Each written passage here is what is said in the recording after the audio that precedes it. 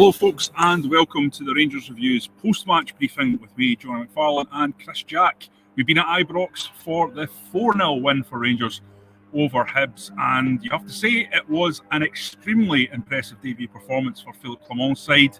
They were totally dominant, 2-0 up at half-time. Second half been better in the first, really. Goals from initially, who scored the first, remind me? Sima scored the first one, Raskin scored the second, Sima got a third, and then it was topped off with a Cyril Desso's goal. It's actually a lovely death finish to make it 4-0. It was the least Rangers deserved. Sam Lammers missed an absolute sitter as well. It should have made it 5.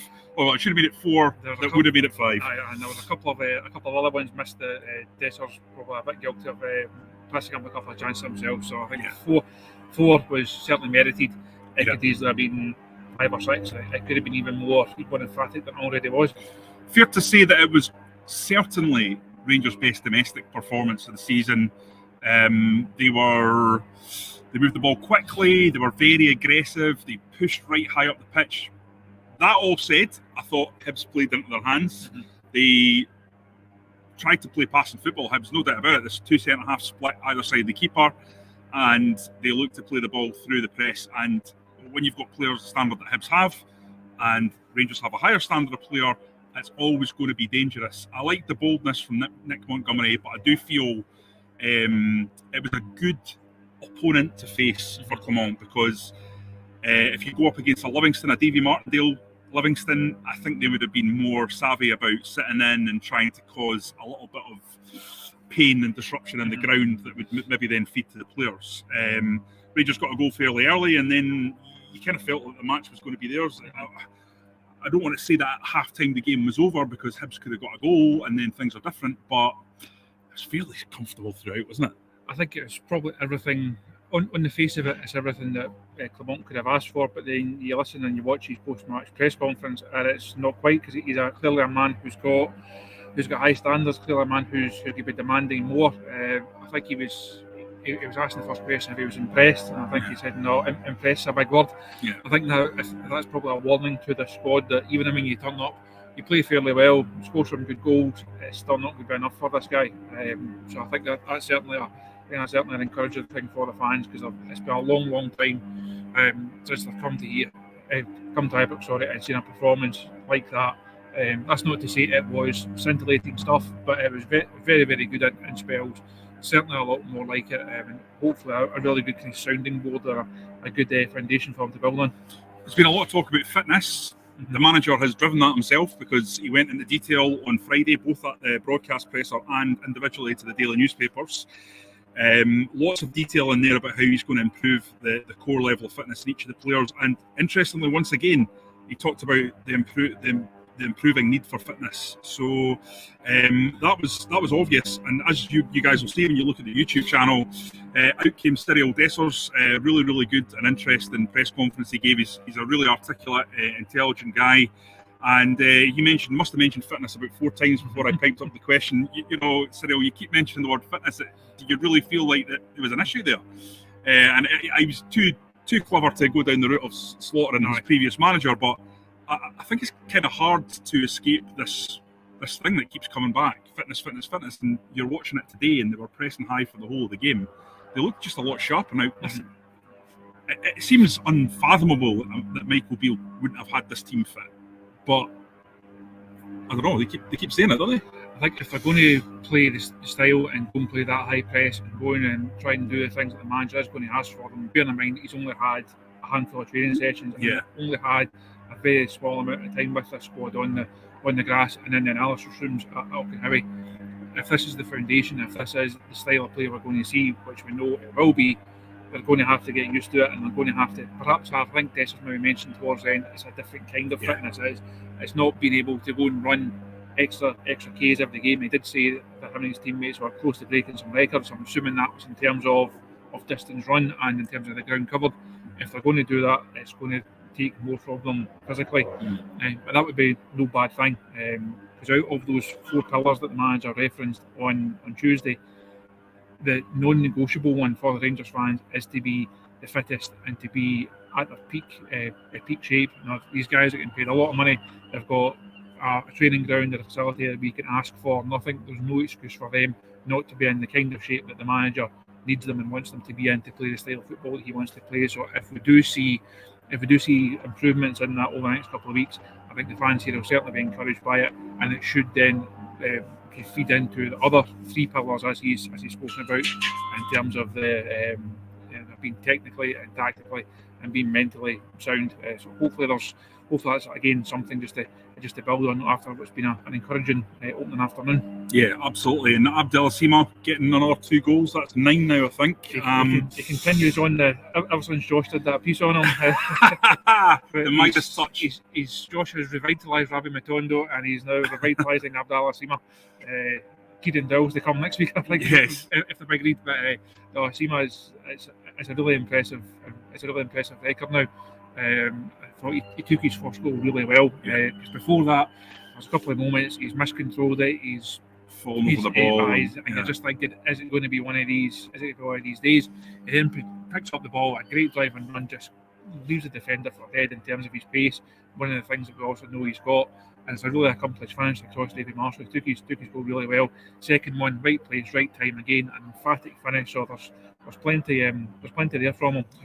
And if he can continue that, so hopefully Rangers have got a good player on their hands for the rest of the season. Yeah, he's a rough diamond, isn't he? I mean, he reminds me in some ways of Fashion Sakala in the fact that he's capable of outstanding quality. You saw that moment against PSV where he puts the ball on the postage stamp, and then clearly at the same time in the same game he can fall over the ball or have a moment where he miscontrols it or lose gangly.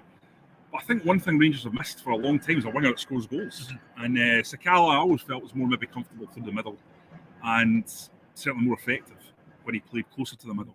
But this boy I think can do quite a lot of different things, and you saw today Hibs giving him that space down the flank every time in transition. Sima was just roasting them with that quality he has when the pitch is open and he can get in behind, because he is lightning, Chris. He's so fast.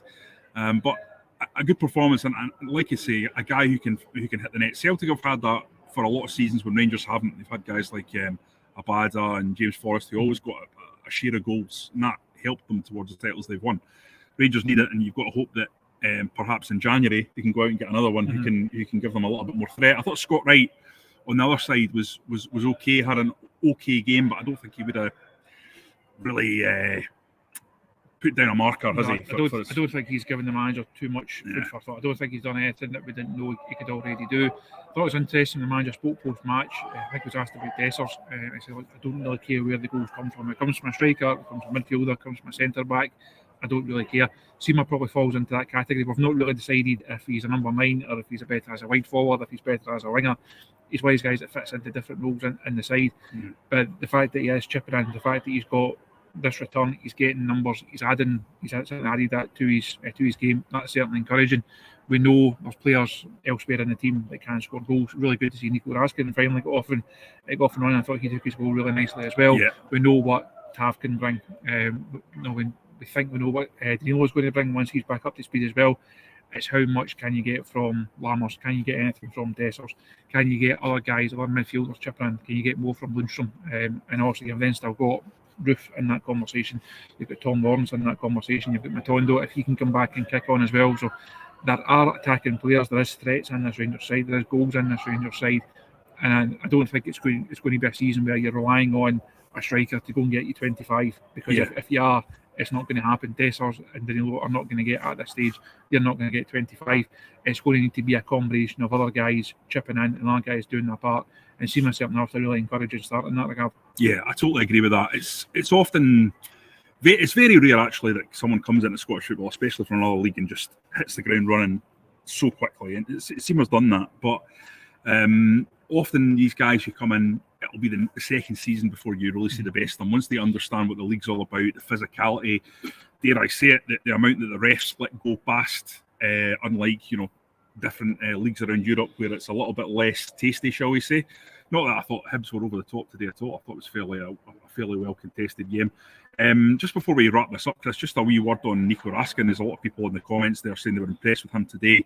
He was snapping at ankles, he was playing passes, he was really good. And I thought it was interesting, just kind of how he was utilised today.